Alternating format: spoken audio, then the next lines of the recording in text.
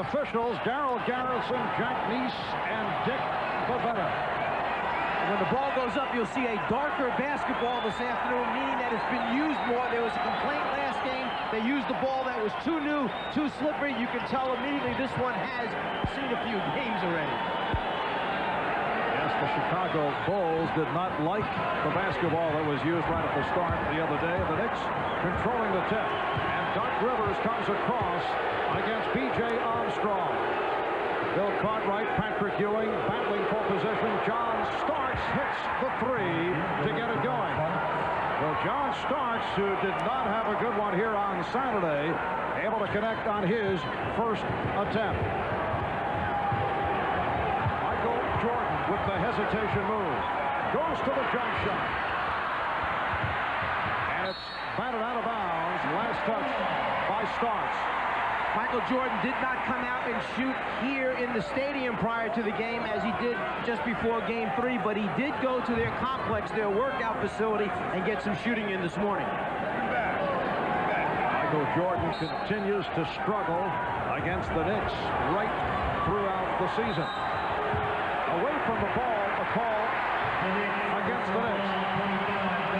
A hold called on Rivers. You hate to make a big point out of something like the first foul called, but it will determine how this game is played for Chicago. Whether the small fouls, the holding, if those are called, that's in favor of Chicago. If that's allowed to go on throughout the game, that will penalize Chicago from running their offense. Apparently complaints by both Ewing and Cartwright in terms of lining up on the inbounds, and Darrell Garrison wanted to straighten things out right at the start. Grant says that sprained ankle feels even better. Here's Jordan. So he is 0 for 2. Cartwright threw the layup, but he was hit from behind. Foul committed by Charles Smith, who got into early foul trouble on Saturday. I spoke to Bill Cartwright just prior to the game down in the Bulls locker room, and I had mentioned to him that we thought before Game 3 he was going to be the big factor for them. He did not have a real good Game 3. He said, this afternoon will be my turn. He stayed up last night watching an isolated tape of his play against Patrick Ewing. In other words, the camera just focused on those two the entire game to see what was going wrong with him, why he was having problems, not only the offensive end, but trying to stop Patrick Ewing.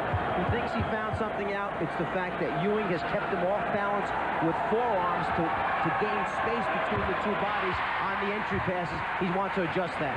And in the past, Cartwright has been very successful against Ewing in keeping him out of proper position. They double up on Starks. Here comes the trap, and the Knicks cough it up. When you have the best defensive player in the league guarding the basketball and perhaps the second or third best coming over to trap you from behind, it can put a little bit of fear in your heart. John Starks heard the footsteps. As we discussed earlier on Showtime, the single most important factor in that Bulls victory the other day, as Pippen went short, he thought he was fouled. The execution of the trap. The Bulls do it so well, the Knicks have shown to be vulnerable to the trap. Rivers with a nice goal. Doc Rivers driving the lane. So the Knicks off to a 5-1 lead. Scottie Pippen had a terrific game in game number 3. Rejected by Smith. Cartwright recovers. Shot clock is at 5. And Cartwright to the sweeping hook. Starks pops it down. Good play by Smith to keep it alive.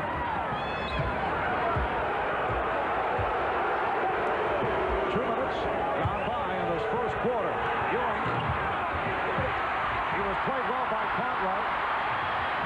Jordan trying to get to the open floor, but the Knicks able to retreat. And we get a whistle on the play as Pippen was hit from behind by Smith. So that's a quick 2 on Charles Smith. Pat Riley really upset with the fact that there was no ball on the last possession down the floor. He feels that on the ball fake, Cartwright had contact against Ewing's body. He wanted the foul call. He's trying to establish things early on their behalf. Anthony Mason will check in. Charles Smith and Scottie Pippen have some parting words. So Smith with the 2 early fouls, a repeat of Game 3 on Saturday. Picked up 3 early on Saturday.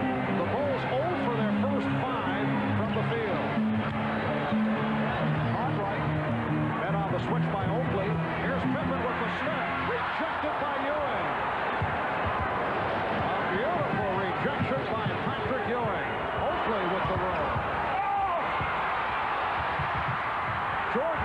away. Mason behind the back, and Ewing finished it off. So the Knicks get off to the fast start. It's the Knicks 7. The Bulls 1. We're talking with some of the Knicks players. One of the areas of concentration for them was to slow down Scottie Pippen. He has had an outstanding series up to this point. They want to pay special attention to him. Well, already, as Patrick Ewing is hit with a technical foul for having a little bit too much to say. And I think it goes back to when we mentioned Pat Riley was upset when there was no call against Ewing on the low post possession that he had. Ewing was also called for that last foul, although he took a good shot from Cartwright, and he was also angry about that. Michael Jordan will shoot the technical. Michael, 16 of 17 from the line in Game 3. On the way down, you try and establish position. Ewing tries to get there to keep Cartwright out of the post. Cartwright runs right into him. Ewing felt it should have been a foul on Cartwright. It didn't go that way. The Knicks 7, the Bulls 2. The Bulls looking for their first field goal. 3 minutes have gone by. Jordan gave it up as he was picked up by a double team. Here's Armstrong. Armstrong again. Yes. Chicago missed their first 7 shots. The trap again being executed. This time the Knicks get it across. And Pat Riley encouraging his team, get the ball off the floor. Hurry up and get it up so we have more time to operate our half-court offense. Oakley. And Jordan gets to it. And you notice no one was rushing to pick up Oakley. They wanted to take those perimeter shots. They'll let him have them until he makes a few. Although Charles has had success from the outside in the second portion of the regular season and through the playoffs. Michael Jordan. That is his first field goal.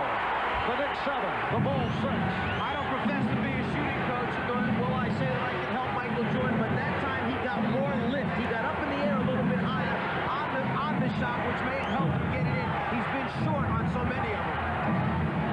Ewing with a one-on-one move. And a foul is called.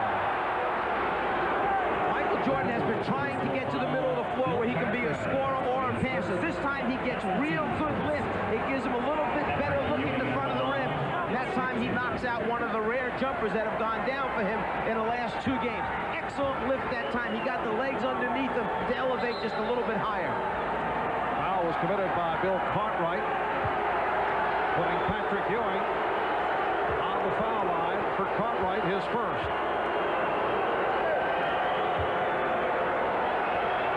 Knicks have been struggling at the free throw line. 20 of 32 here on Saturday. Well, here's a close-up look. Game 1, 20 of 32. Game 2, 26 of 38. And the same 20 for 32 in game number 3. For the season, 74%, which is not good. And they are below that during the course of this series. 74% during the season made them 21st in the league with, guess who, Chicago at number 22 right behind them for the free throw line. The Knicks 9, the Bulls 6.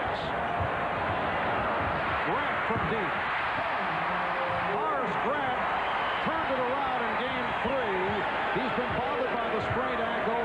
Got into the offense very early, which delighted Phil Jackson. But he's so important in the Bulls' trap. That's where the sprained ankle is of great significance. They need Grant hanging back in the trap. Starks again. And John Starks with a 3-pointer and a 2. Starks gambled on the overplay. Jordan knocks it down. On the overplay. Jordan knocks it down. That's a 3-pointer.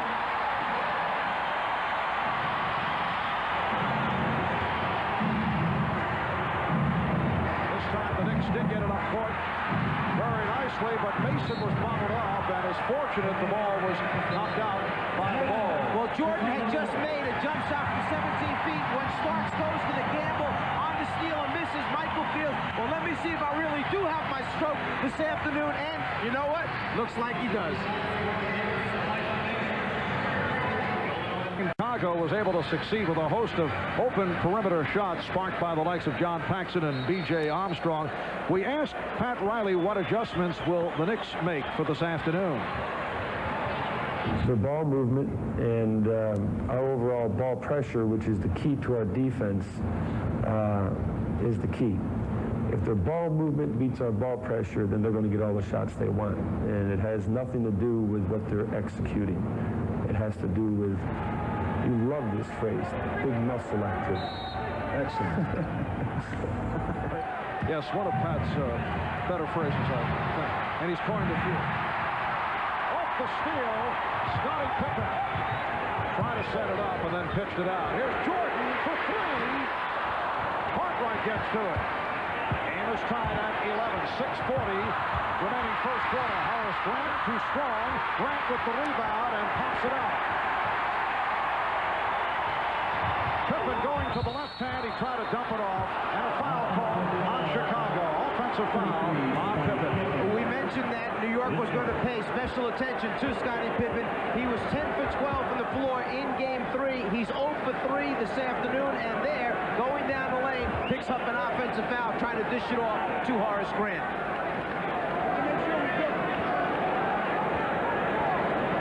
The Bulls will stay to the pressure here as Anthony Mason gets set to inbound. If you're Phil Jackson, you may have had a little bit of concern with the way New York came out, wondering whether or not your team understood just how strong New York was not going to try to be today. You hope to hold them off and come back with a little rush of your own. They did that. They settled back down. I'm sure he feels much better now. Mason. Anthony Mason, who has the good touch from the baseline, has given the Knicks a 13-11 lead. Starks brushed off on the pick, allowing the open shot for Jordan. Here comes Starks, Armstrong back. John Starks. And it's handled by Jordan. Pippen, nice play, Grant. Finished it off. So Jordan missed the first shot. His man Starks ran out. B.J. Armstrong coming for him in the backcourt. Starks misses, but Jordan gets the rebound and then kicks it up court to get a transition score for his teammates. Ewing, yes, and it counts. The Knicks lead 15-13, and Ewing will go to the foul line. A 2-on-1 situation. Pippen takes the defensive player Ewing to him, and then at the right time makes the right pass. In the low post, Cartwright, the only guy that Chicago feels can play Ewing straight up. That time called for a little too much hands-on action. So that is number 2 for Bill Cartwright. Patrick Ewing so consistent during this series. He's now 2 of 3 from the line. Even with the Knicks' poor play on Saturday, Ewing 7 for 13, 21 points, but really did not hurt the Bulls. At times forced out of position by Cartwright, and the game was put out of sight in the third quarter. Pippen on a pull-up. And again, it's Grant able to keep it alive. Jordan. Yes. Michael Jordan off to a good start, showing signs he has 8 points. I'm surprised that with 2 quick fouls here on Bill Cartwright, Phil Jackson remains with him on the floor, has not gone to a substitution, either Scott Williams or Will Perdue. I don't know if they can afford to have him get his third here in the first quarter. Charles Oakley laying it home to give the Knicks a 2-point lead. Scottie Pippen has opened up 0 for 4. Coming off the 10 of 12 in Game 3. Jordan. Well, that wasn't a good shot, but he feels it. And also, I think he felt he was going to get a whistle that time for getting pushed on the hip as he went up for it. That's why rather than dropping it off, he sent it towards the rim. Game tied at 17. Ewing changed his mind and threw it away, but it may have been deflected. Yes, it will be Nick Ball. Jordan's trying to get to the middle of the floor. There, I think he felt a little shove at the last second, knocked him back. He turns and looks at the official as if to say, isn't there any call coming? But I think he'll settle just for the basket in that case. Michael is 4 of 8. He has 10 points. The Knicks and the Bulls are tied at 17. Starks. 4 minutes remaining in this opening quarter. Marv Albert, Mike Fratello, Amon Rashad, and Hannah Storm from Chicago. Game 4 of the best of 7. Knicks trying to take a 3-1 lead. The Bulls hoping to tie the series at 2. Armstrong for Cartwright. And again it's Grant. Horace Grant owns the offensive backboard. The Bulls 19, the Knicks 17. Mason getting the room. Oakley missed the tip. Oakley hit the deck. Bulls leading for the first time this afternoon. Jordan. The Bulls by 4. 21-17. You mentioned that Horace Grant owns the offensive backboards. He has 3 offensive rebounds already here in the first quarter. He only had 3 combined for the first 3 games. A timeout called by the Knicks with 3:05 remaining first quarter. The Bulls with a 4-point lead.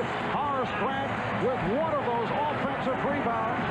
Horace also 3 out of 4 from the field. And how about Michael Jordan bouncing back from the 3 of 18. He's hit 5 of 9. He has 12, and he is on fire.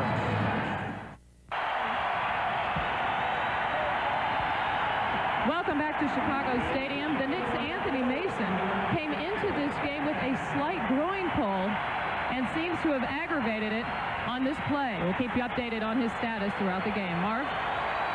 All right, Hannah, and this crowd urging the Bulls on. They have a 21-17 lead, a 20-10 run after the Knicks led 7-1 right at the start. They go right to Ewing, and he gets the roll. Will Perdue has come on for Bill Cartwright.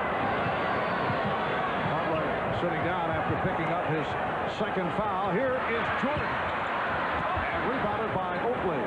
Michael Jordan now 5 of 10. He's the high man with 12 points. John Starks never gets discouraged by missing 2, 3, 4 shots in a row. He has enough confidence to feel that he will shoot his way back into it. Starks with 7 points. And the game is tied at 21.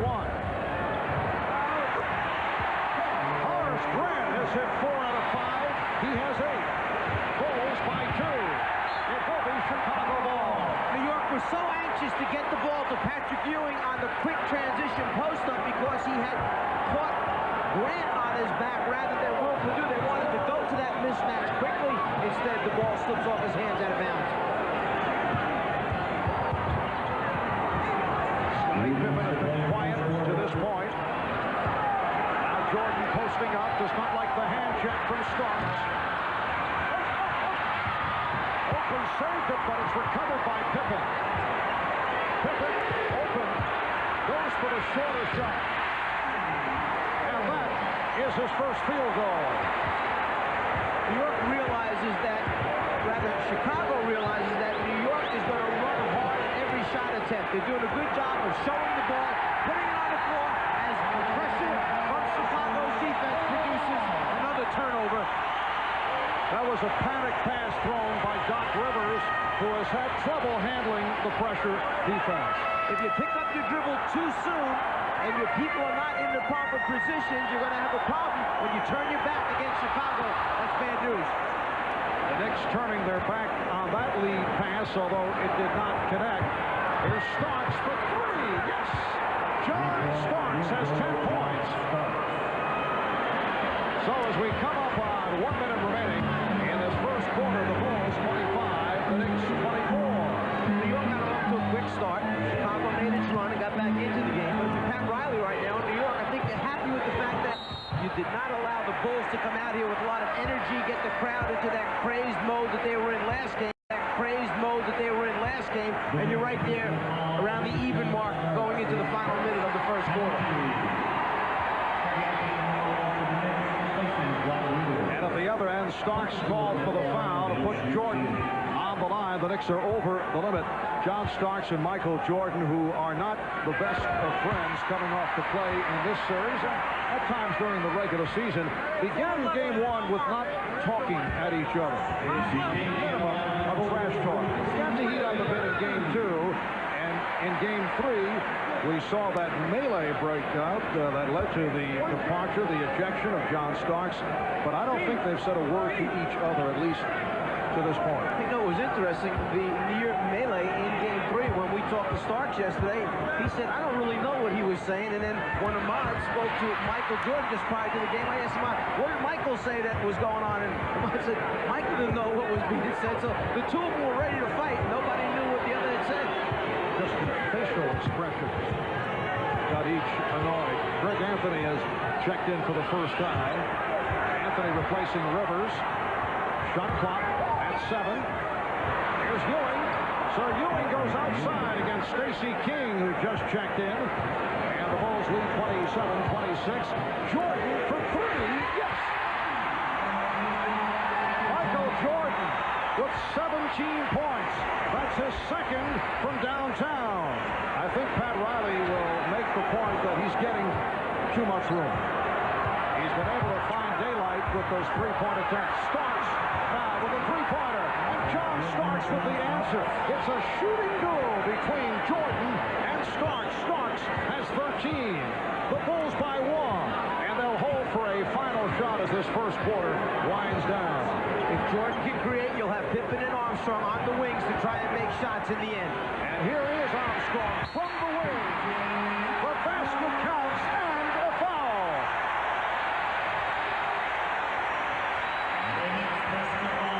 Greg Anthony called on that personal. When you feel it like Michael Jordan does this afternoon, you have the confidence to come down in transition and take a three and make it. And then a little change at the other end of the floor. Starks finding himself wide open, gets an opportunity to come right back with his three. Last shot of the quarter for Chicago, a wide open B.J. Armstrong, who came off a double screen down low. The feeder, Michael Jordan. B.J. Armstrong, 5 for 10, 11 points, 27 minutes here on Saturday. He has had a good series, although he was a forgotten man in Game 1 and then picked it up in Game number 2. He's trying to complete a three-point play with 2.5 seconds to go in this first quarter. The Bulls with a three-point lead.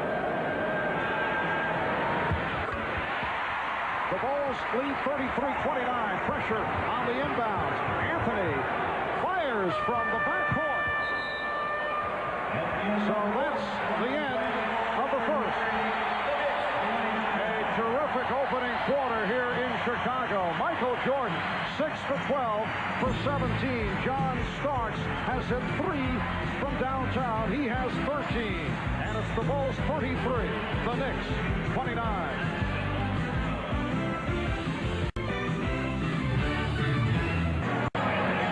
In our open this afternoon, we mentioned that for New York to compete, they had to have both factors, Ewing and Starks, involved if they were going to have a chance. Well, right now, those two players have scored 23 of the 29 points for the New York Knicks. And is it a concern to the Chicago Bulls? Well, that's an isolated camera that will follow John Starks around the entire afternoon so that they can give that tape to all the players that will guard him during the course of the game. I had mentioned earlier that Cartwright took his tape home last night of his play against Patrick Ewing. A little concerned by Chicago about John Starks, so a couple players we're going to tape this evening.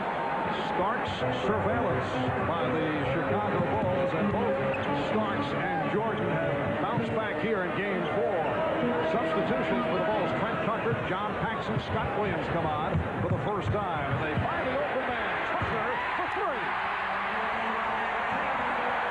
Well, this is similar to what we saw on Saturday. The Bulls able to find the open perimeter people. Rebounded by Scott Williams. And similar to Saturday, Phil Jackson went with a small unit. Trent Tucker immediately hit a 3 in that game. Again, this afternoon, he knocks out another 3. Biggest lead of the game. Chicago by 7. Trent Tucker, the one-time New York Knick, now being guarded by Anthony Mason as the shot clock rolls down to 4. Tucker went down and lost it. Almost looked as if his left knee gave way as he's right there, went down. I thought he had hurt his left knee. There wasn't too much handling of the ball by Trent Tucker. That time it led to the turnover. Shot clock at 10. Starks lost the grip. Another reason Tucker is out here is to play defense against John Starks and give Michael Jordan a break defensively. Jordan squeezing his way. The save. Nice save by Smith. Anthony saves it again.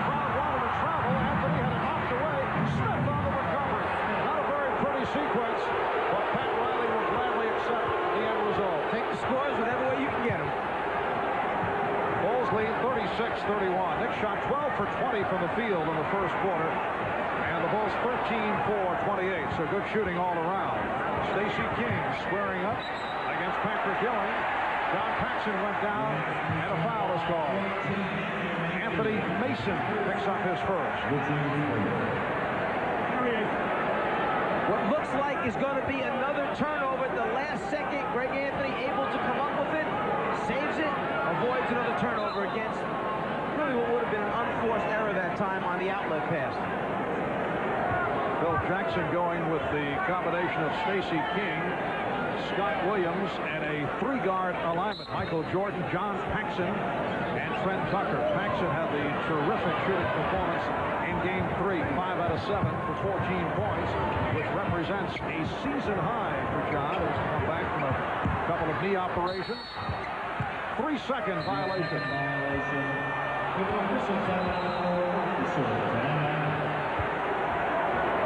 Timeout has been taken. Scott Williams arguing the call with Darryl Garretson. We'll be back right after this. Welcome back to Chicago Stadium. Game 4 of the Eastern Conference Final. The Knicks leading it 2-1. Back in Game 1 at Madison Square Garden. John Starks with 25 points. Knicks in command off the boards, and they win 98-90. In Game 2 in New York, Charles Oakley had the solid all-around performance. The Knicks with that good run in the third quarter. They won 96-91. And this past Saturday, as the scene shifted to Chicago, despite the 3 for 18, Michael Jordan did have 11 assists, 8 rebounds, and he led his club to the victory. Scottie Pippen also had a big game, 10 of 12 for 29. Michael now sitting down. Pippen has returned. 2 minutes gone by in the second. The Bulls 36, the Knicks 31. Mason posting up on Williams. Anthony Mason to the fadeaway for his second field goal. And the Knicks are now within 3 points. Paxson guarded by Anthony. Tucker being played by Starks. Here's Pippen getting inside. That's his second field goal. Chicago 38, New York 33. Tucker is a very good defensive player, and he is now going up against John Starks.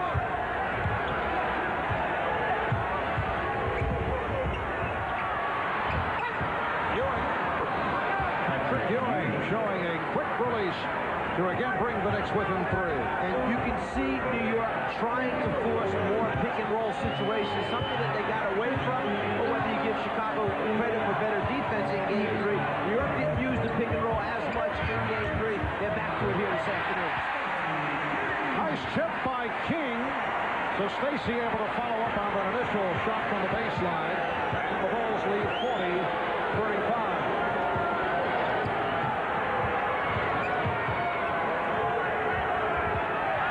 Well, King gambled with the overplay, and it deflected off Ewing. Good play by Stacey King. Stacey King has given Patrick Ewing 3 or 4 different looks down in the post area. The previous trip down, he fronted Patrick Ewing.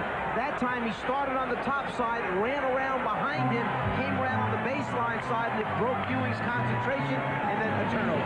Ewing has played well. Sits down, leads with 12 points. He's at 5 out of 7.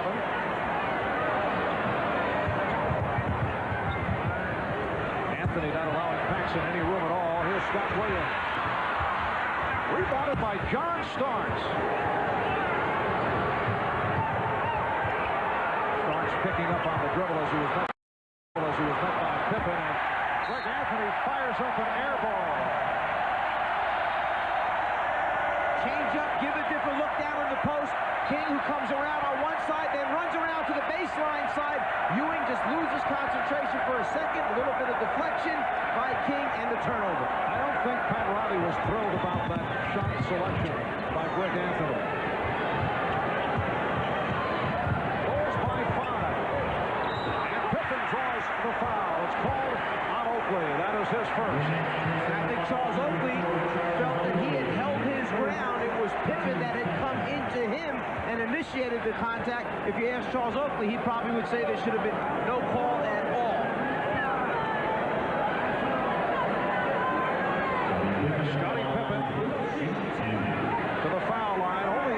66% free throw shooter, making his first appearance at the line. Off to the slow start with 2 out of 7 from the field. During the course of the regular season, Scotty shot 47%, average 18.6. He has had a magnificent series against the Knicks. 58%, that's the best shooting ball. And helped by the sizzling 10-12 on Saturday. The Bulls 42, the Knicks 35. So the Bulls have matched their biggest lead of the game. Pressure, crowd wanted to travel. Smith for Oakley, and a foul called on King. New York wants to attack the Chicago pressure. They are producing about 4 to 5 easy scores in the first 3 games. What they need is somewhere between 8 and 10. Is that a travel? He does pick up the back foot as he takes the step.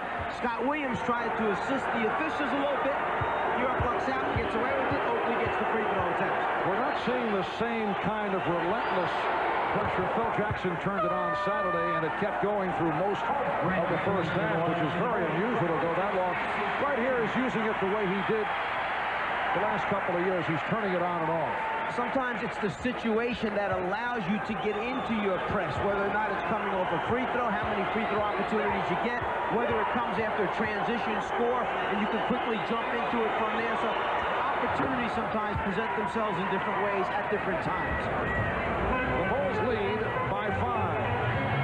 Make a suggestion perhaps to Pat Riley to go 7 on 5 in practice as you did with the Atlanta Hawks. Pat Riley's team did practice last week using an extra ball.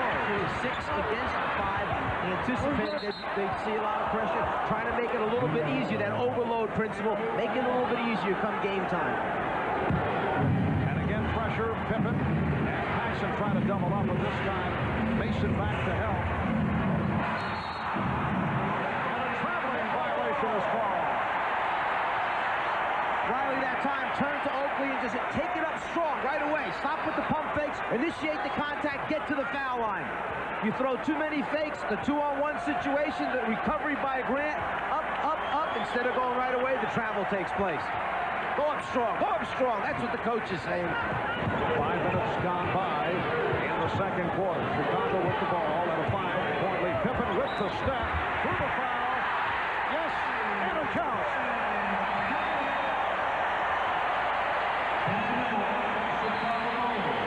Foul called on Mason, his second.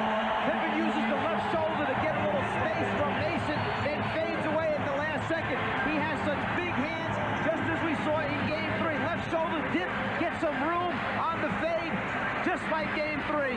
On the way down, still the ability to convert.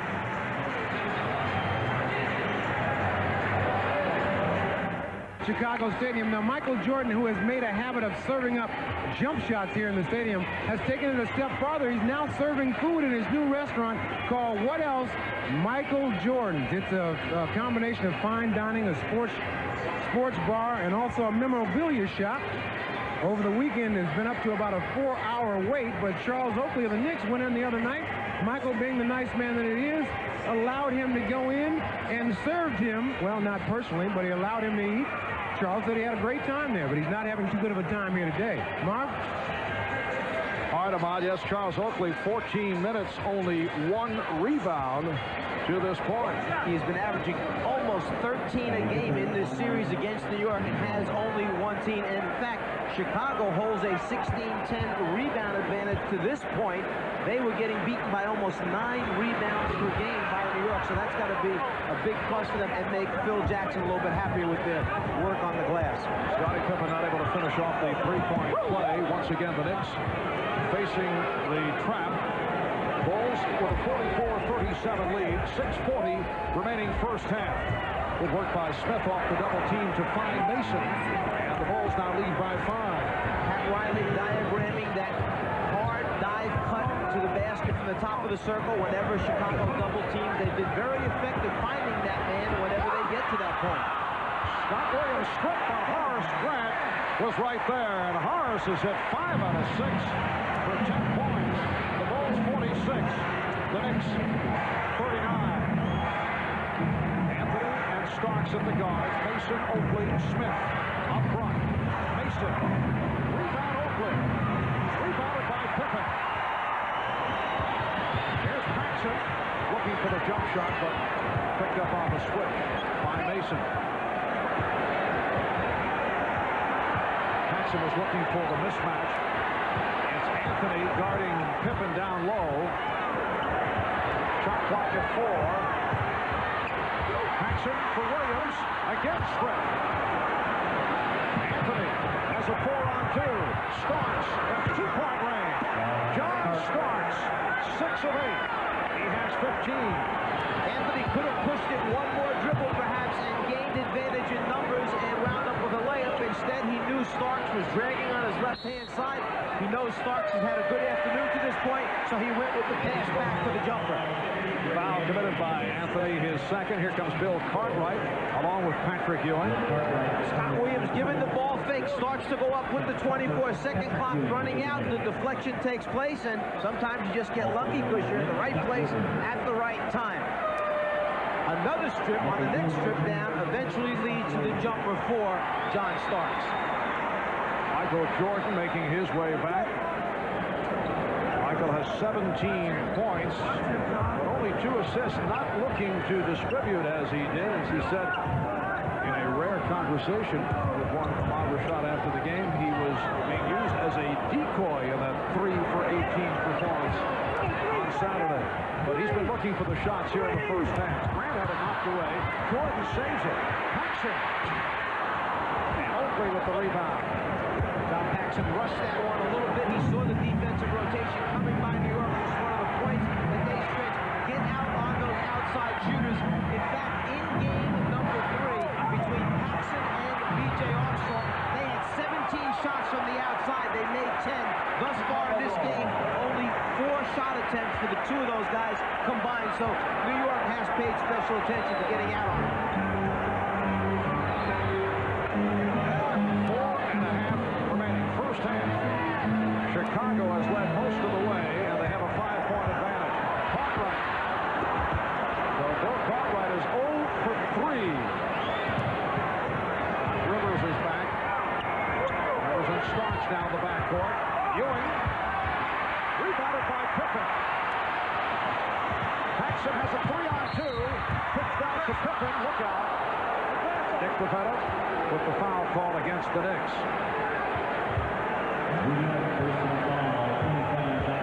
It's called on Rivers, his second. The Knicks are over the foul limit, so once again the Bulls to the line. Well, Rivers realizes that there are numbers against them, so he tries to take the foul out in front there before Chicago has a chance to convert a smart foul that time by Doc Rivers. John Paxson in his 10th NBA season out of Notre Dame. Spent 2 years at the start of his career with San Antonio. This is 8th year with Chicago, making it back from surgery on his left knee. Played in only 59 games during the regular season. And we saw the deadly stroke return in Game 3. Ewing cuts off the rebound. The Bulls by 6. There's a case of where because the free throw is missed, Chicago does not get a chance to go into their pressure defense. Foul committed by Paxson. Non-shooting foul. Bulls committing only their second team foul. And B.J. Armstrong will replace John Paxson.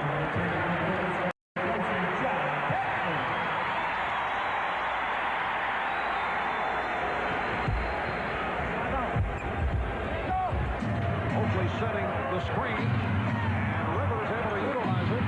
Cartwright with the rebound. Oh, what a play by Oakley, but Cartwright recovered, although Cartwright thought he was fouled. Pippen, low percentage pass as he tried to hit Grant. Here comes Starks. John Starks accelerating to bring the Knicks within 4. John Starks with 17 to match the point total of Michael Jordan. Scottie Pippen looked like Charles Oakley got a piece of it. The Knicks in the midst of a good stretch. Here's Oakley.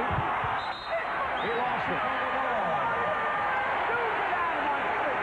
John Starks knew that Michael Jordan was chasing him down from behind a moment ago, and as you mentioned, Bob, he turned it up just enough, accelerated, and took it in for the transition score. And then when Charles Oakley just had a little bit too much to say because of the turnover, he's hit with a technical foul. So Charles Oakley is hit with the tee, and Michael Jordan will shoot it. Well, there were 5 technical fouls called back in Game 3. 3 on New York, plus the ejection by John Starks. 2 on Chicago. As you see, Oakley did not like the call. So the technical total, 6 for Chicago and now 7 for the Knicks, including an illegal defense back in Game 1.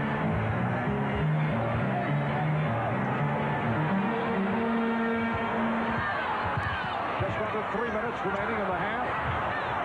Grant had it knocked away. The Knicks very aggressive, but that was last touched by the Bulls.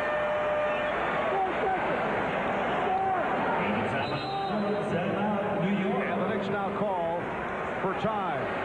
2:52 remaining. First half. The Bulls have a 5-point lead. Coming up on the Prudential Halftime Report, we'll bring you up to date on the Western Conference Finals between the Sonics and the Suns. They're tied at 2 games apiece with Game 5 tomorrow night in Phoenix.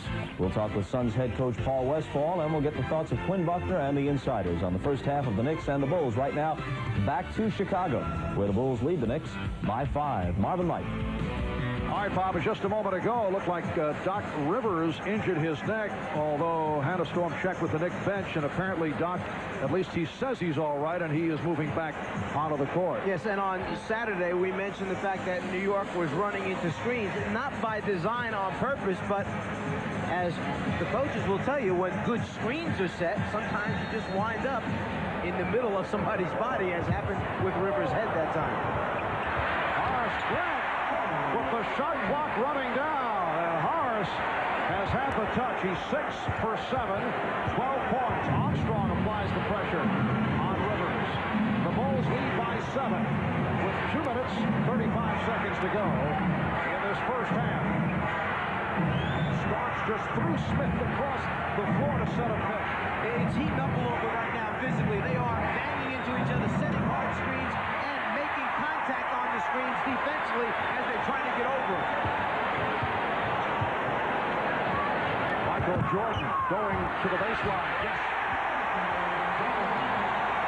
20 points for Jordan. Michael Jordan's a little upset right now. A moment ago, there was some real hard contact as he tried to set a screen. He didn't particularly like it.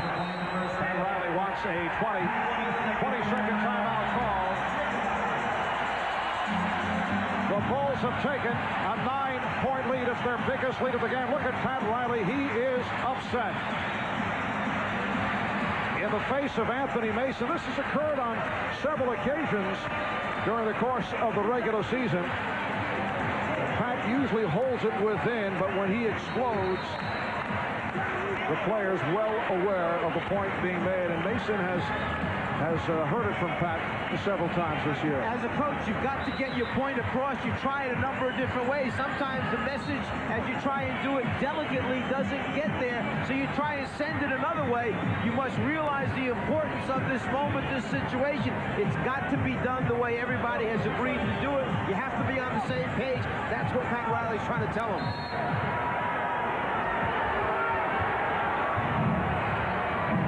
Just under 2 minutes remaining in the half, and the Bulls with a 52-43 lead. Here is Rivers. Mason gets it back out. Smith with the open shot. Charles Smith with his second field goal. And the Bulls have a 7-point advantage. One more reason why Pat Riley was so emphatic. He understands that going into the half, he has to have a team that can believe they still have time to win. He did not want the Bulls to open this thing up to a 12 to 14-point advantage just before halftime. And Darryl Garrettson with the call against the Knicks. A knee foul called on Patrick Ewing. That's his second. Let's go back to a few moments ago. I said Michael Jordan was mad because he had set the screen, and Mason, trying to stay with his man Grant, tried to send a message to Michael Jordan. Don't screen me from the backside where I can't see you, or else you're going to receive the blow. That time, Jordan not too happy about landing on the floor. Scottie Pippen is now 3 of 4 from the line. Here comes Charles Oakley replacing Anthony Mason.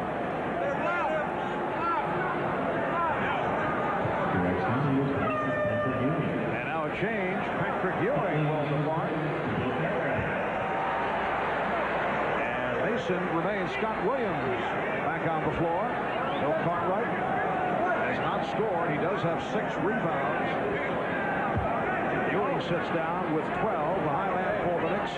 John Starks 7 of 9, including 3 from three-point range. 3 out of 3 for Starks from three-point land. He has 17. And Michael Jordan with 20 points on 7 out of 14. Pressure on the ball. They double up on Starks. Oakley back to help. He just did beat the 10-second violation as Smith was fouled in the process.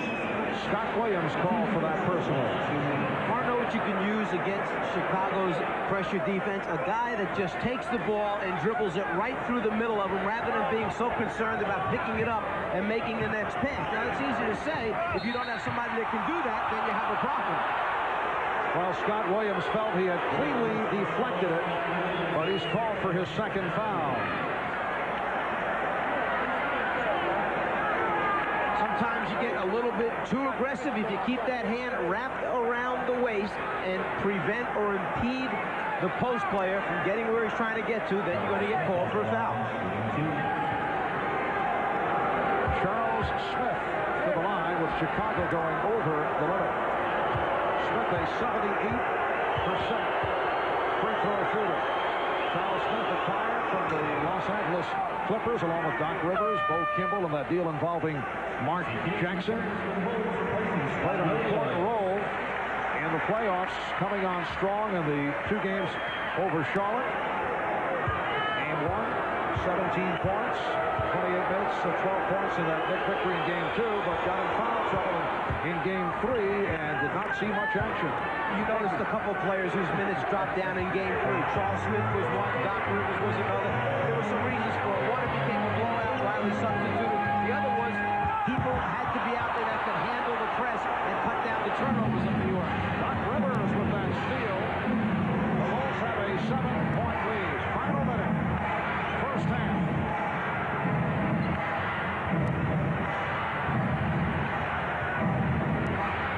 Shot clock at 6. Smith. Oh, Charles Smith. Now 3 out of 3. He has 8 points, and he's brought the Knicks within 5. New York has done a very good job of maintaining their cool. Michael Jordan launches another three-pointer and hits it. And I was just saying New York has done a good job of maintaining their cool, getting it right back before the half where it's a manageable number. Third three-pointer for Jordan.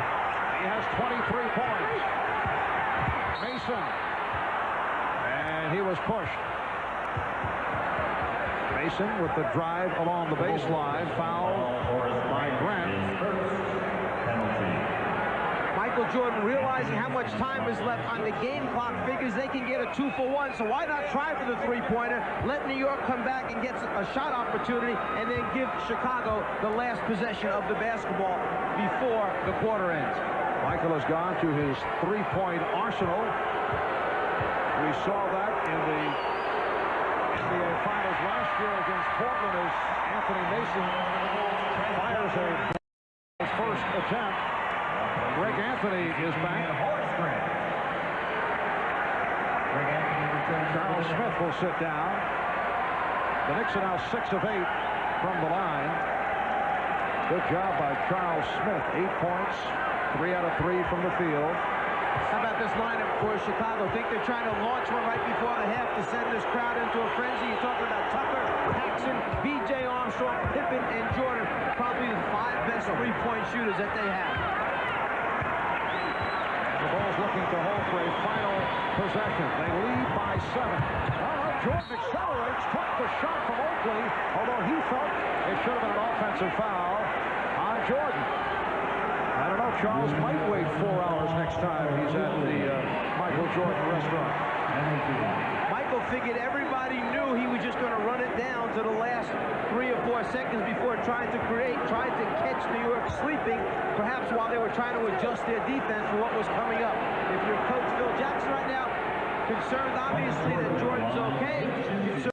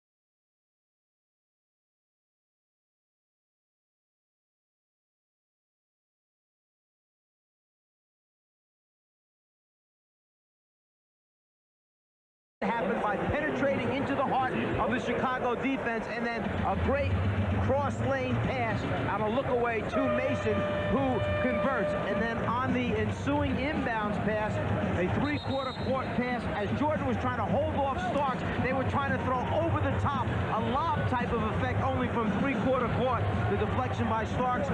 Chicago uses up his 20-second timeout and trying to get a good shot off here with 2.4 seconds remaining. Yes, they did adjust to 2.4. Bulls gaining 0.3 of a second. On that deflected pass, Pippen will throw it in. Chicago up by 7 with halftime looming. Bob Costas and the Prudential halftime report coming up. Pippen inbounds, gets it to Jordan. He turns and fires. And Jack Neese blowing the whistle. He called a foul. Foul on Greg Anthony. Now that is not a foul that you want to commit. Here's another look at it. Because of the alignment, Starks takes the first man who pops out. It leaves a smaller Greg Anthony to guard Michael Jordan, who just immediately goes. Contact. The second committed by Starks. Top of the circle, toughest area to play Michael Jordan because he can go both ways. That time called for what looked to be a hand check rather than the face guard thing at the end. Jordan with the roll. Yes. Michael Jordan has 29. Chicago leads by 11. It is their biggest lead of the day. Ewing got the step. Oh, he just beat Cartwright and was fed beautifully by the entry pass of John Starks. The Bulls 63, the Knicks 54. Armstrong and Jordan at the guards. Pippen, Cartwright, and Grant up front. Jordan working free. Yes. Michael Jordan gives the Bulls an 11-point lead. Make it 31 for Jordan in a bounce back from the 3 of 18 in Game 3 on Saturday. Smith is fouled. Armstrong over to help and is called for that foul. You mentioned earlier that Jordan seems to feel it in the first half. Well, he starts out the same way in the second half. He knows that he has the stroke back, so he's going immediately to his rhythm. 1-2 dribbles, get the legs underneath him again. Right now, 10 for 17 from the floor. Michael has accounted for nearly 50% of Chicago's offense. Horace Grant with 12 points. Scottie Pippen with 10. The Knicks led by John Starks, 7 of 9 shooting, 17 points at 3 of 3 from three-point range. And Patrick Ewing, 5 of 10 for 12 points. And as you look at the stat sheet, if there's one particular area that jumps out at you, it's the differential at the foul line in favor of Chicago. They've shot 18 compared to just 9, and they've made 15 compared to just 7. So there's the difference in the game at halftime. Aggressive defensive work by the Knicks on this sequence. Shot clock at 5. Pippen. He thought he was fouled. Oakley rebounds. Here's Starks pulling up for 3. Smith hustles it down. And Jordan knew he was going to go up for that one. He ran out at John Starks to get a hand up and challenge on the shot.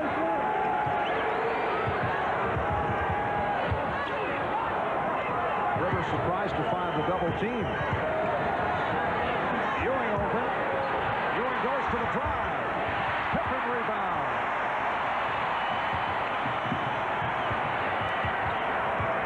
Nice move by Starks, cutting Jordan's move. Jordan tried to put the ball on the floor to the right. Traveling violation called on Scottie Pippen.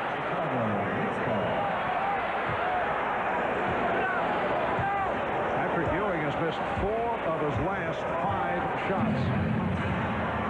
Started strongly, but has not been a presence. But the one player I think has to assert himself a little more is Doc Rivers. Not only run the show, but he's got to get some points as Chicago comes up with the steal and now gets into transition. Jordan, Pippen saved that pass, gets it to Armstrong. And it will be Knicks ball. I was mentioning Doc Rivers, who in the first half played 16 minutes, 1 for 3 for the floor, only 1 turnover. The key guy for keeping New York in its tempo as the pressure from Chicago forces another turnover on the inbound pass. Oakley and Starks talking it out. Settle down. Let me do my job. You do your job. Get back under control. This crowd can tend to take you out of things quickly. Little intramural squabble, which we have seen from time to time on the part of the Knicks off that inbounds pass, facing the pressure. So the Knicks turn it over. Chicago with another opportunity. 3 minutes gone by in the third. Michael Jordan has come out shooting here in the third quarter. Nice setup. Grant from Pippen. The Bulls by 11. Realize that it's not Chicago just having a great first half, shooting almost 49% against the league's best defense. They scored 61 points. Remember, they had 62 at halftime in Game 3. New York, as Oakley hits a jumper, shot actually 54%. That's a pretty good half of shooting the basketball, but it's trying to stop Chicago's offense where they're having a problem.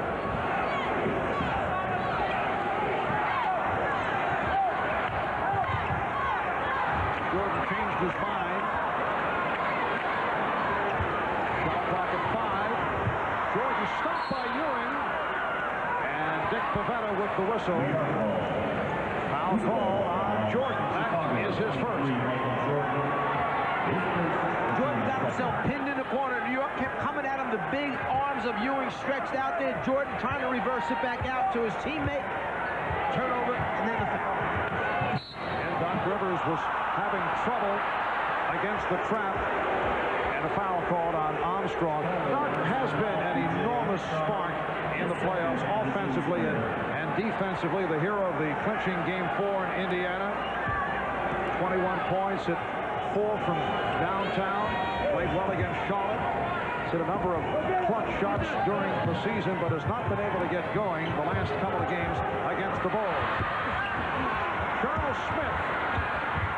Oh, what a move by Smith. The rebound and then connecting on the reverse. Smith has 12. The Bulls now lead by 7, and Phil Jackson wants to talk it over. Timeout taken with 8 minutes remaining in this third quarter.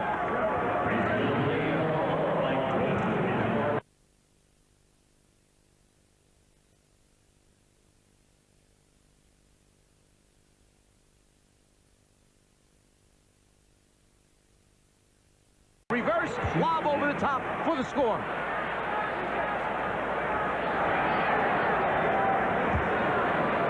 And Bill Cartwright to the line. He's 1 of 2 from the foul line.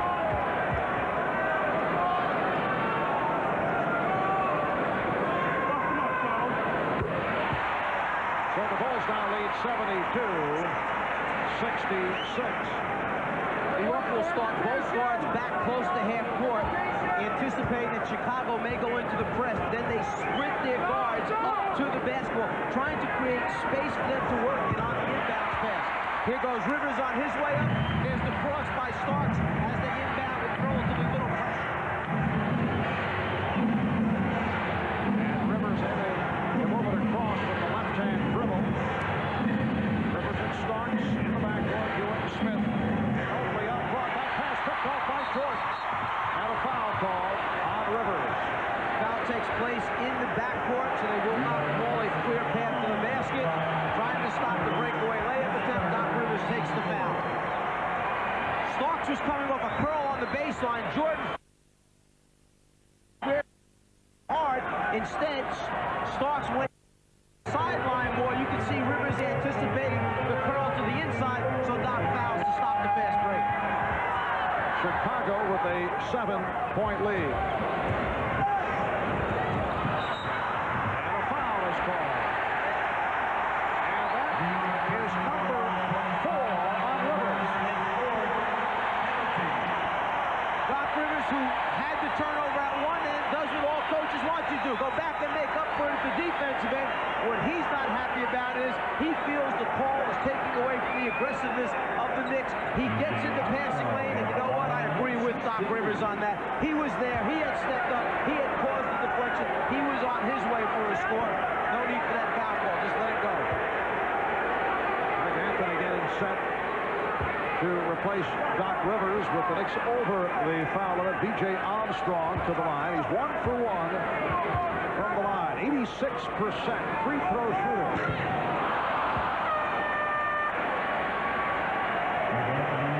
So Rivers will sit down. 4 on Rivers, 3 apiece on Ewing, Oakley, and Anthony. While the Bulls in good shape. 2 apiece on Cartwright, Armstrong, and Williams.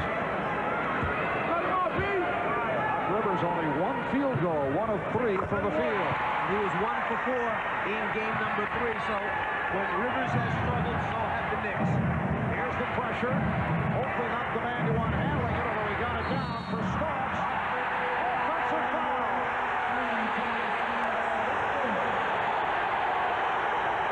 Well, the fans here in Chicago have seen John Starks out of control, and his Knick teammates wanted to be certain that they calm him down immediately. Apparently he's all right. He has kind of accepted the call. Well, New York tried to attack the press that last. Had the right idea in mind, but Starks tried to do it all by himself. They've been rotated back in time, got position. 3 fouls on Starks. Jordan for 3. Yes! Pat Riley wants a timeout.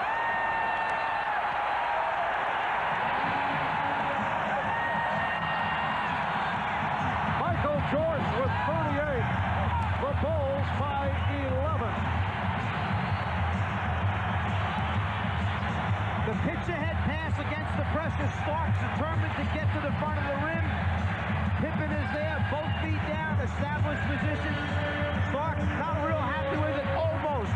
Loses it once again. His teammates get him back under control in time. Already they have Rivers in trouble with fouls. They need Starks in the game. Then after foot faking and getting some space, Jordan gets a clean look and again hits a 3. Well, we mentioned earlier that Michael Jordan may be on his way to one of those magical days here at Chicago Stadium. He's hit 5 of 5 from the field this third quarter. 11 of his 38 have come in the third. Chicago with a 6-0 run.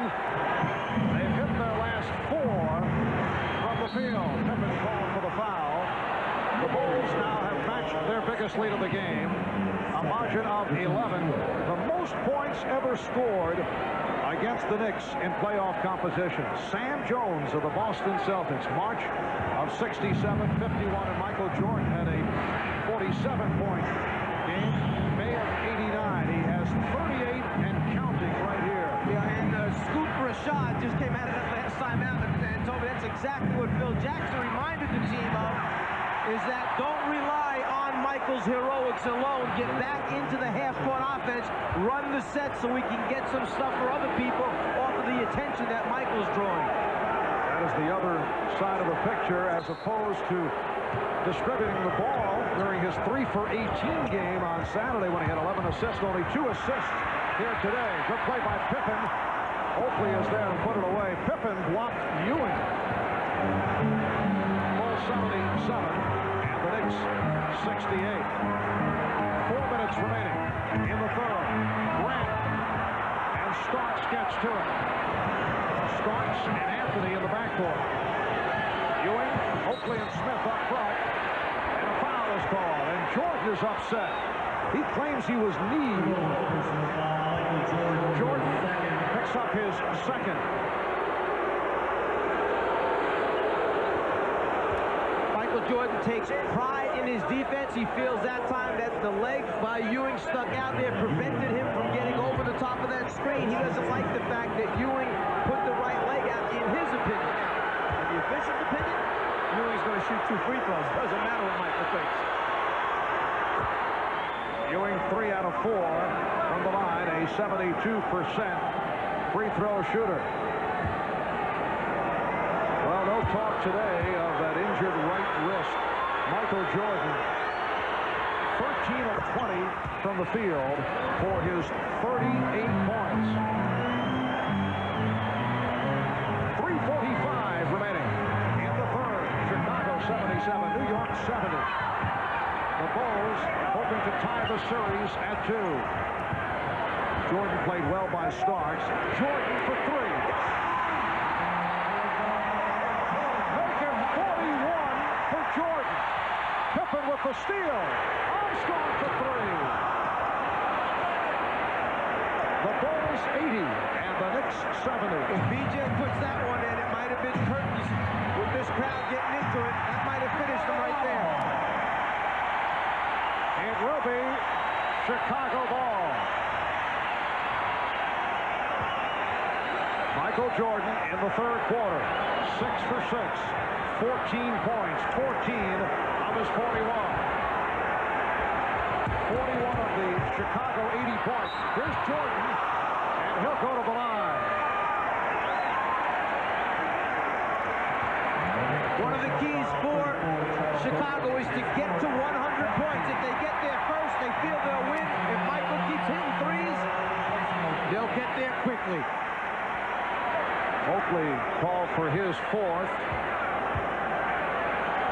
It's not as if John Starks is a guy who struggles defensively. We're talking about a player who is on the second all-defensive team and who plays Jordan very well. Hand checks him, makes it difficult, but Michael has been unstoppable here today. Yeah, there must be a reason why Jordan has led the league for 7 straight seasons in scoring. So he has an ability to do remarkable things with the basketball at the offensive end. It doesn't matter who's playing him, how hard you work. Sometimes he gets in one of those zones, and that's where he is this afternoon. He has 43. The Bulls lead by 12. 2:45 left in the third. Starks.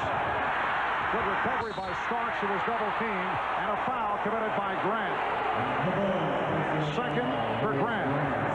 Smith to the foul line. A moment ago, Chicago changing defense came from the backside, trying to force Ewing to turn that way rather than come to the middle of the floor. Catches Ewing by surprise, forces a bad shot. Charles Smith, 4 out of 4 from the line. 13 points for Smith. The Bulls and the Knicks will meet in Game 5 Wednesday night at Madison Square Garden. We'll be on 9 o'clock Eastern Time right here on NBC. If they go to a Game 6 Friday night back here in Chicago, if the Bulls hold on and come up with a victory, there will be a Game 6. The Bulls 82 and the Knicks 72. Starks slapping for the ball, facing the head fake from Jordan. 45 points. from Michael Jordan. Well, even with Jordan at 45 points, New York still is in very good position to have a shot at winning this basketball game. And a three for John Starks. That's his fourth three-point field goal. So he has 22, and the Bulls lead by 9. Michael Jordan 7 for 7 from the field in the third quarter. Shot clock at 5. In this sequence, Jordan has not touched the ball. Pippen for 3. Rebounded by Smith. Alley-oop broken up by Grant. Not a good decision. The possessions become important. If you're not sure, don't take a gamble. Armstrong. Mason with the rebound.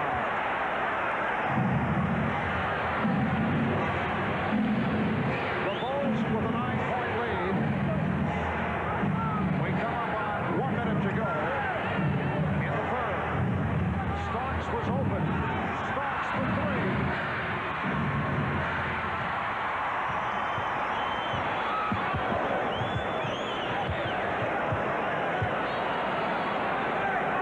Jordan puffing hard right now. He needs a blow. We'll see if Phil Jackson gives it to him at the end of this quarter. He's worked hard. He's breathing hard.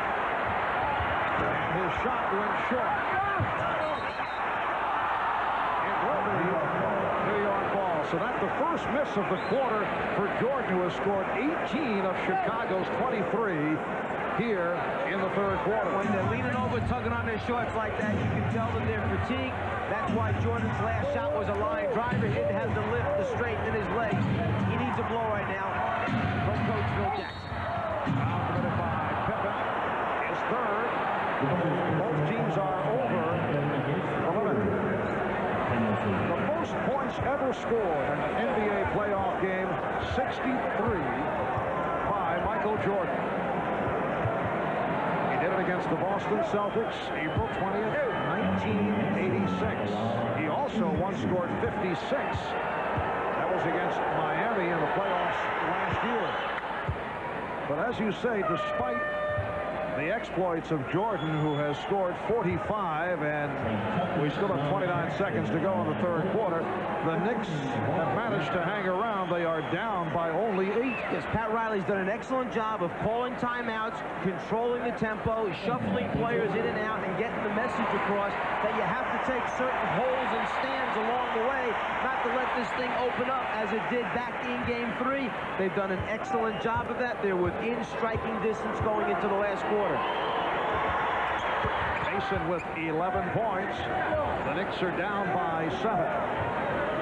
Now sitting down. Tucker checked in. Here's Pippen. Tucker gets to it. And a foul is called. Knicks try to trap Tucker. Foul on Mason, his third. And again, the Bulls to the line. Almost looked as if Trent Tucker, when he got over in the corner after chasing it down, wanted to call a quick timeout with just 17 and a half, 18 seconds remaining. He knows he's in trouble. Timeout, timeout. Instead, he gets a foul. So he's really happy now. He didn't use a timeout up, and he gets a couple free throw opportunities. Trent rarely goes to the free throw line. 18 for 22 from the line during the season. As Scott Williams replacing John Paxson, Phil Jackson in his offensive-defensive shuffle. 17 and 5/10 seconds to go in the third.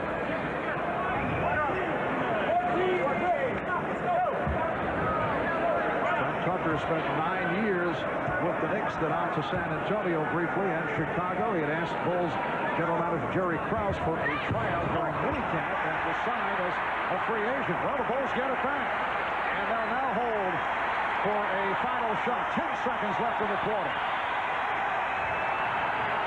Now to 5. Pippen's pass picked off by Anthony. Starks gets it off. After 3, the Bulls 85, the Knicks 88-77, Michael Jordan with 45 points through 3 quarters. 18 of the 45 coming here in the third. We'll be back after these messages and a word from your local station.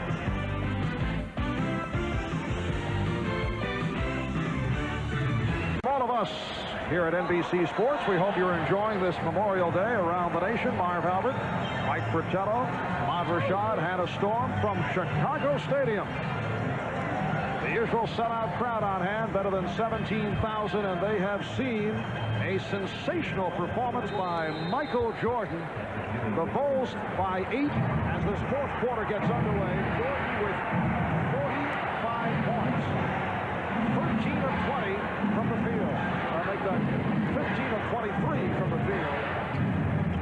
And he had 18 of his 45 in the third. It counts, and the foul. Patrick Ewing will go to the line. To show the concern that Phil Jackson had for the fact that New York was hanging around. After the pick and roll situation develops, Ewing steps back, takes it to the basket, strong, converts, and the opportunity for 3. But the concern of Phil Jackson, Michael Jordan got a very brief rest, then the time in between quarters, and now Jordan is back on the floor again. Normally he may have sat another 2 minutes to catch more of a blow, but Jackson understands that New York has hung around dangerously here after the first 3 quarters. And the downside, as we touched on earlier, the fact that the rest of the team not able to get into it. We have not seen the same kind of ball distribution. An upside and a downside when one player is scoring that many points. Jordan again! A 3-pointer from Michael Jordan. He's 5 of 6 from downtown.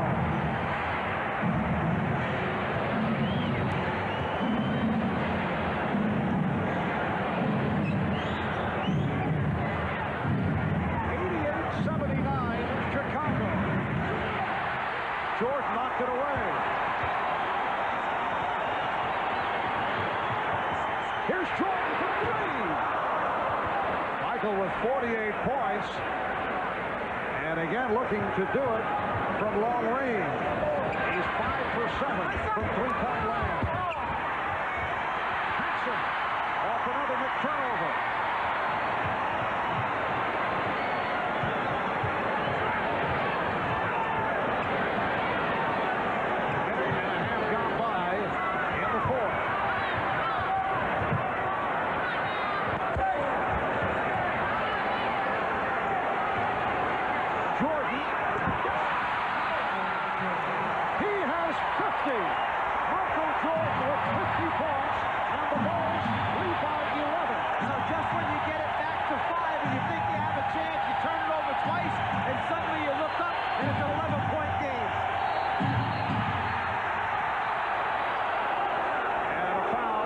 The Bulls.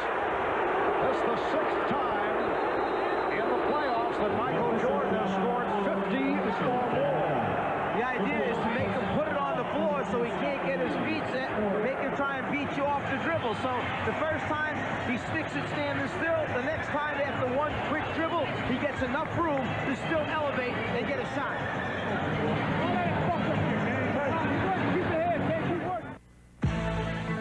Miller Genuine Draft presents Genuine Moments. And this Miller moment takes us back to April the 20th, 1986. We mentioned Michael Jordan scoring 63 points in a playoff game against the Boston Celtics. Most points ever scored in an NBA playoff game. Jordan with 63. He has scored 50 thus far today. In recognition of this moment, Miller Genuine Draft will donate $1,000 to the Thurgood Marshall Scholarship Fund.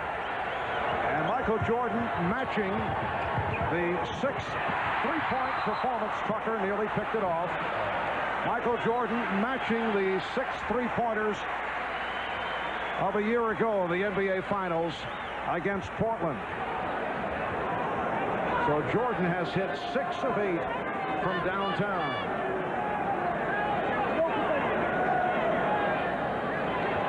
The most 3-point field goals in a playoff game. Chuck Person hit for 7 for Indiana and Boston in April of '91. Here's Mason fouling Mason with a strong move. He has 13, and the Bulls now lead 90-81. 2.5 gone by in the fourth quarter.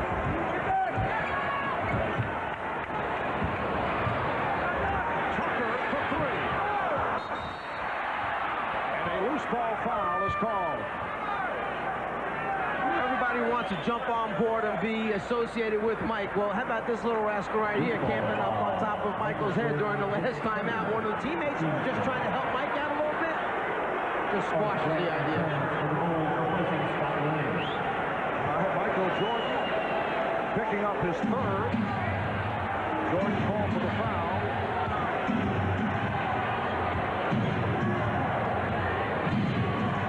They try to double up on Rivers.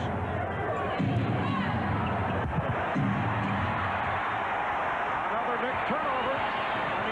There's nobody playing. Charles Smith, take a dribble to the basket, shoot a 15-foot jumper, get a score. And Ewing gets it back. And Knicks with 16 turnovers. Chicago now with 11.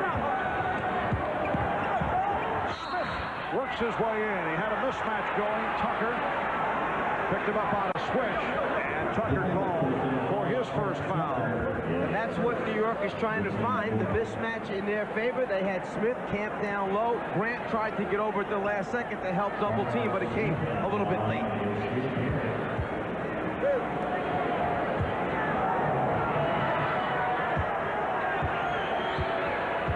Charles Smith, 6 for 6 from the line.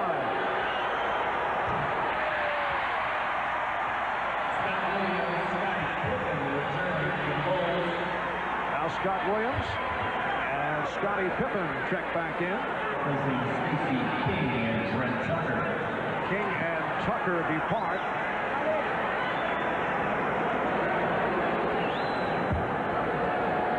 Charles Smith has 14 points. Patrick Ewing, John Starks, the high man for the Knicks. Starks with 22. Ewing has 20. The Bulls 90 and the Knicks 82.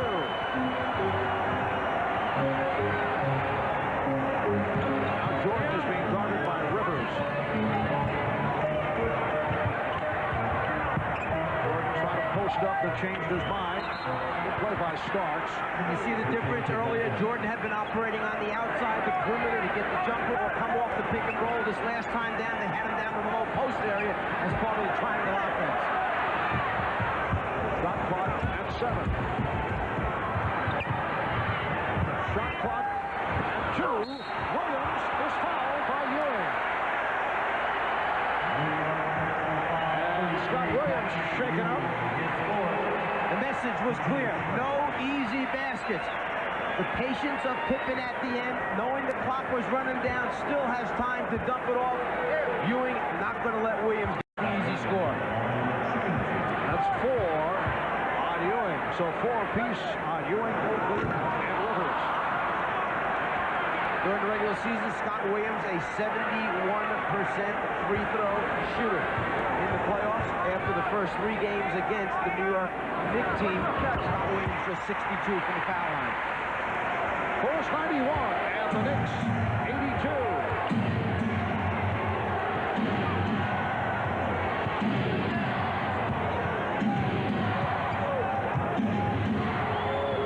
Ewing working against Williams.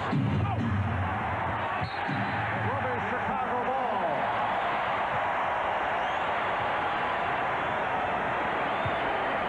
Sometimes it gets a little frustrating. A great interior pass that time in low, but the swipe eliminates the layup attempt, and then Ewing trying to save it, can't decide whether to go after it or let it go with the pitcher on his hand. Scott Williams with the save, and a foul called on Doc Rivers.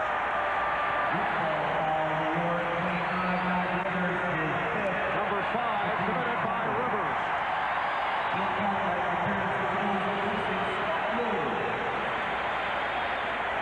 It's a non-shooting foul. Second team foul committed by the Knicks. Chicago with 4.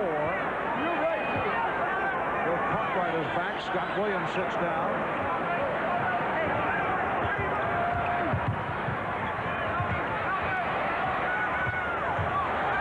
Here's Jordan. Will count.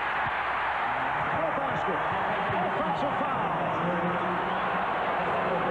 And that is number 4 committed by Jordan. Even with the offensive foul, he still concentrates enough to make this shot after it. 7.5 remaining in the game. The Bulls by 9. Here's Rivers. A tip by Mason. Anthony Mason has 15. And the Bulls now lead by 7.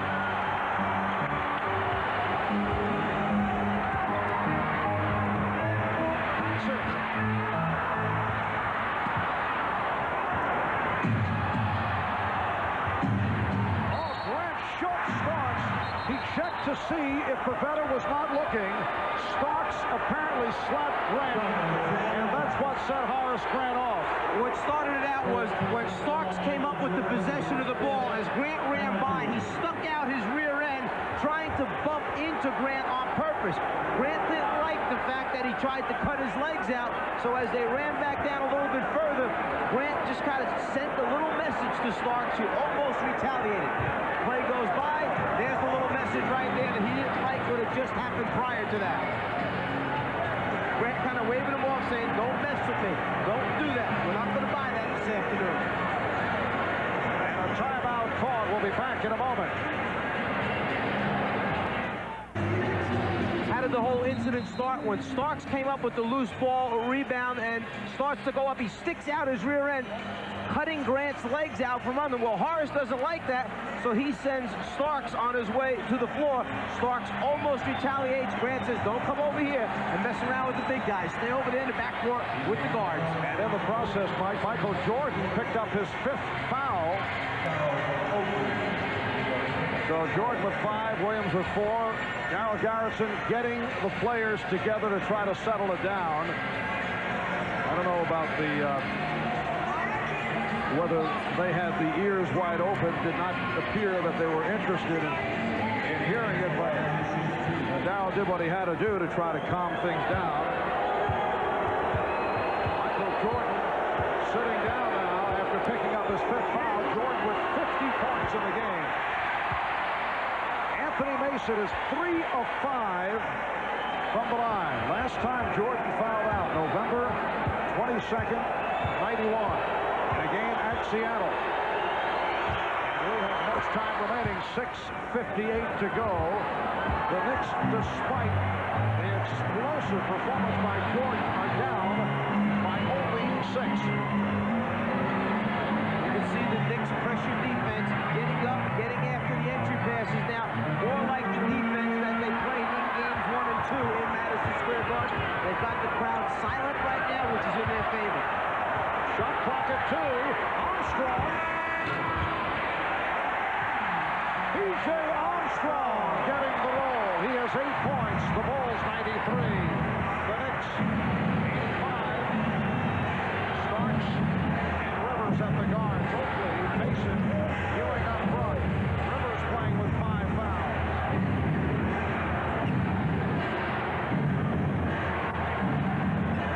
They double up on Ewing. They double up on Mason. Here's Ewing with 1 on the 24. 24-second violation. New York tried to initiate their post pass by starting out with a pick and roll. Well, that used up a little bit of time. So by the time they got it down low, and then Ewing gave it up and stepped back outside again, he did not have time to get it off before the 24-second clock had elapsed.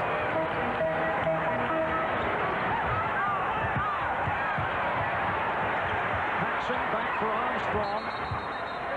And a 3-second violation called on the board.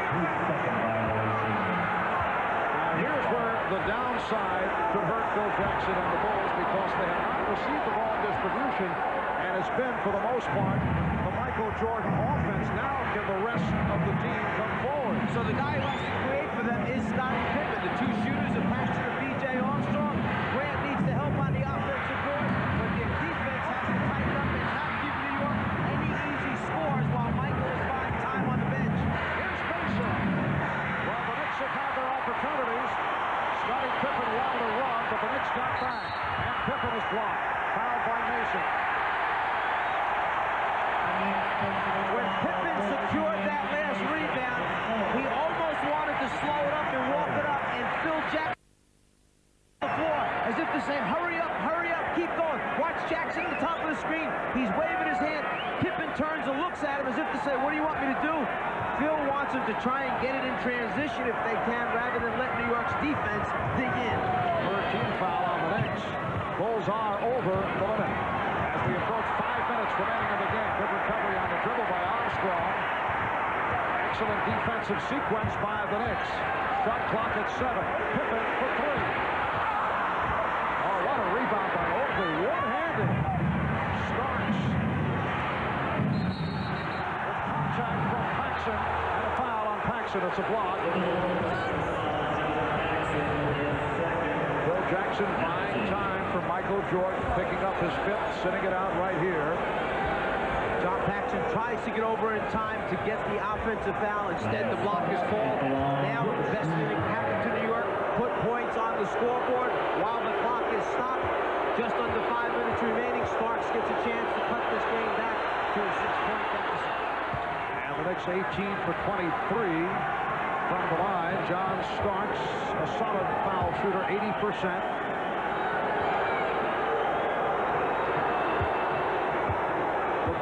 Lead by 7.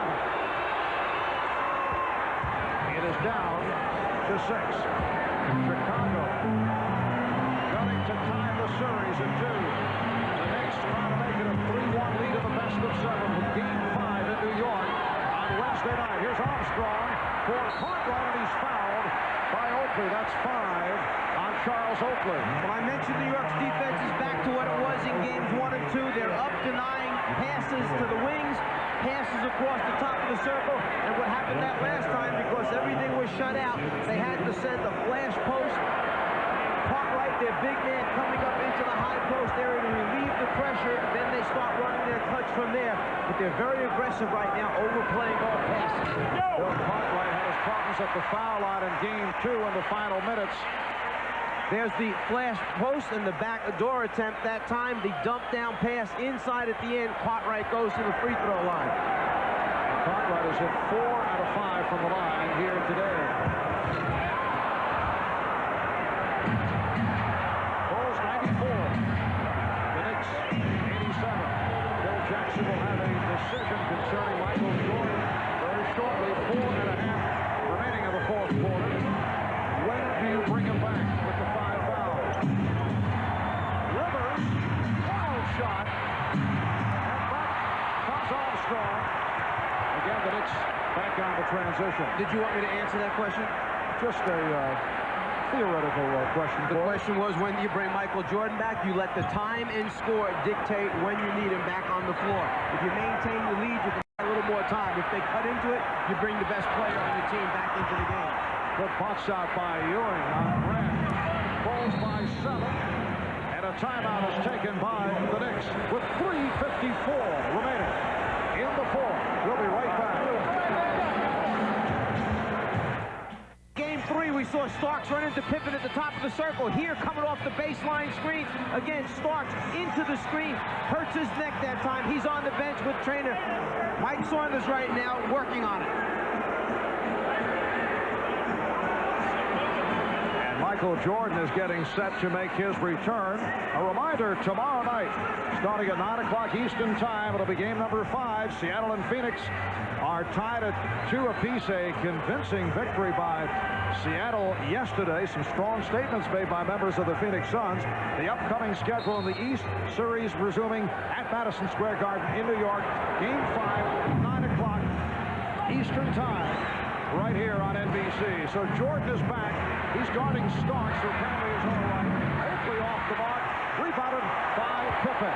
We're down to 3:40 remaining in the game. The Bulls with the ball and a 94-87 lead. A low-scoring 4th quarter. The Knicks have scored 10 points. The Bulls 9 over the first 8 minutes and change here in the 4th. Michael Jordan from 3. And that went way short. Jordan with 50 points. He's hit 6 from 3-point range. Ewing, yes, Knicks. 22 for Ewing. The Bulls now lead by 5 with 3 minutes to go.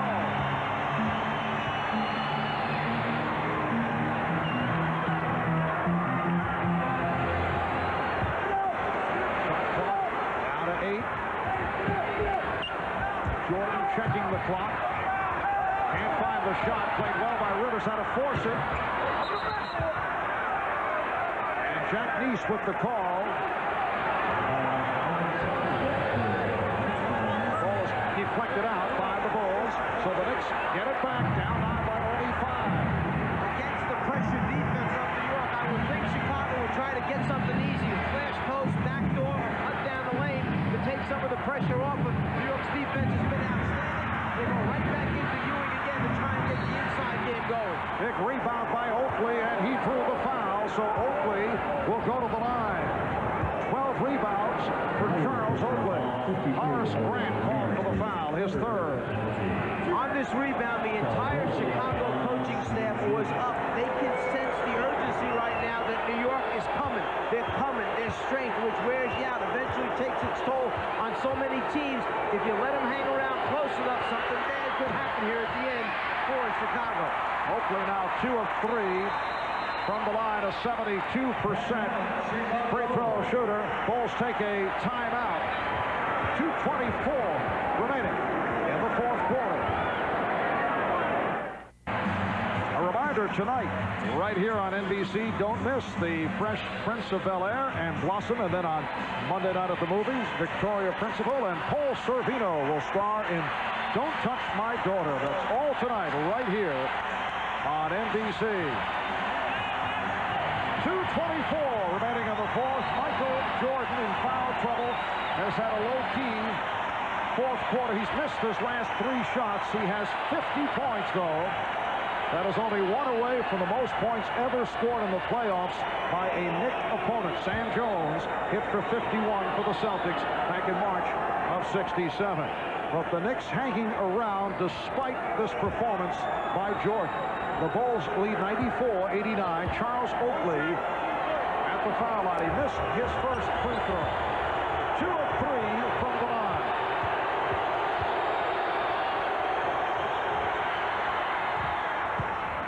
Chicago by 4. They've led by as many as 11, and they have led most of the way.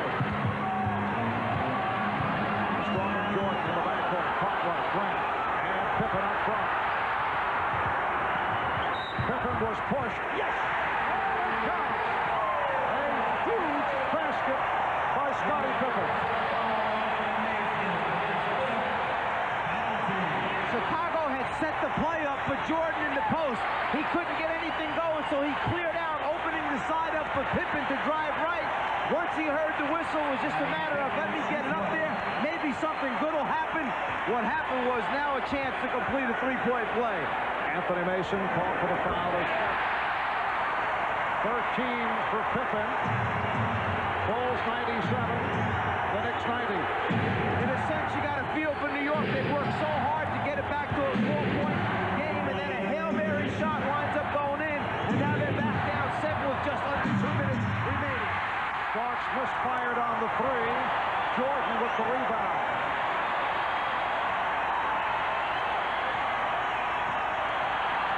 They're going to spread the floor, run the clock down, let Jordan create from the middle. Here's Jordan on the fake. Yes! 52 points from Michael Jordan. And the Knicks call for time.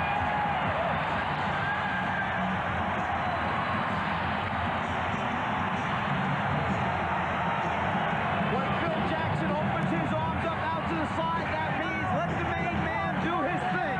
That time, middle of the floor, all by himself. The ball fake gets Rivers in the air. He knows he needs a big basket. The team needs it. He likes it. Clock running down. Watch Michael Jordan's lips. He just sends a little message to Doc Rivers like, let's go. Here we come. Just to let him know it's time to get down and try and stop him. No way. His show. Well, Michael Jordan's vow of silence has not affected his talking on the court. We've seen it from time to time, and Michael with 52 has scored the most points in a playoff game against the Knicks. Sam Jones, master of the bank shot, had a 51-point game in 67 as a member of the Boston Celtics. Jordan with 47 and 89 against the Knicks. And Michael Jordan has done it by hitting 18 of 30 from the field, 6 from three-point land, as he turns from the 3 of 18. Rolando Blackman, who has not played at all today, has just checked in.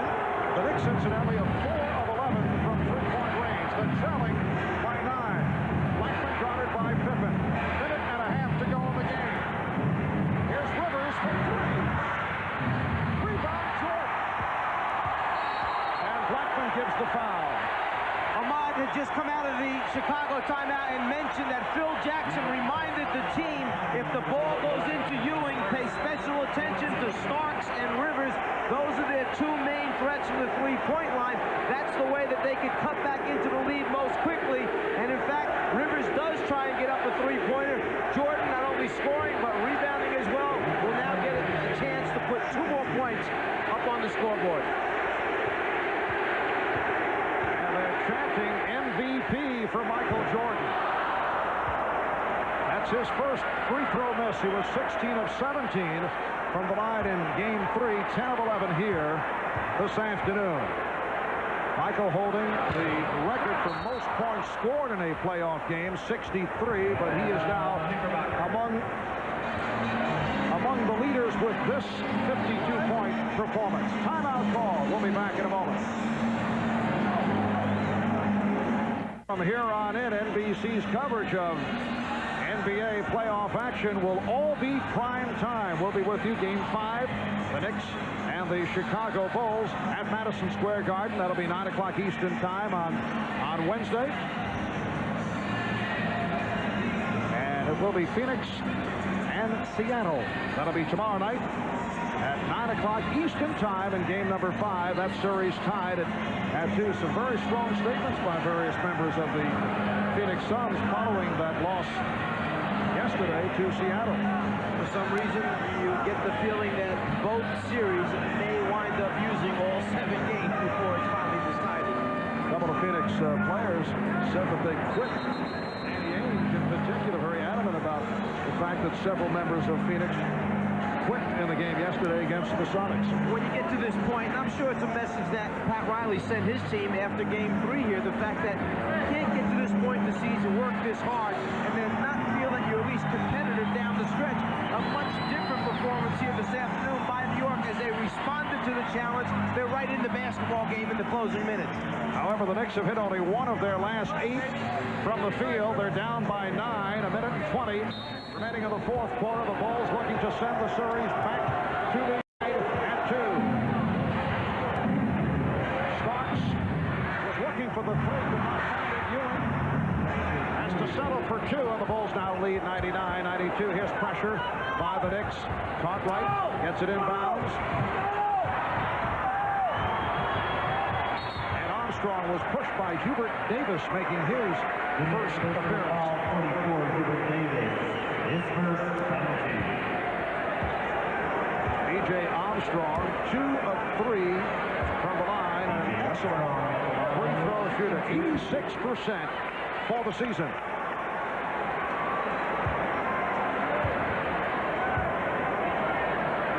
I mentioned the primetime coverage. Well, we'll be on the air every night starting 9 o'clock Eastern time the rest of this week with an NBA playoff game. And that will start tomorrow night with Phoenix and Seattle, continuing Wednesday night with the Knicks and the Chicago Bulls.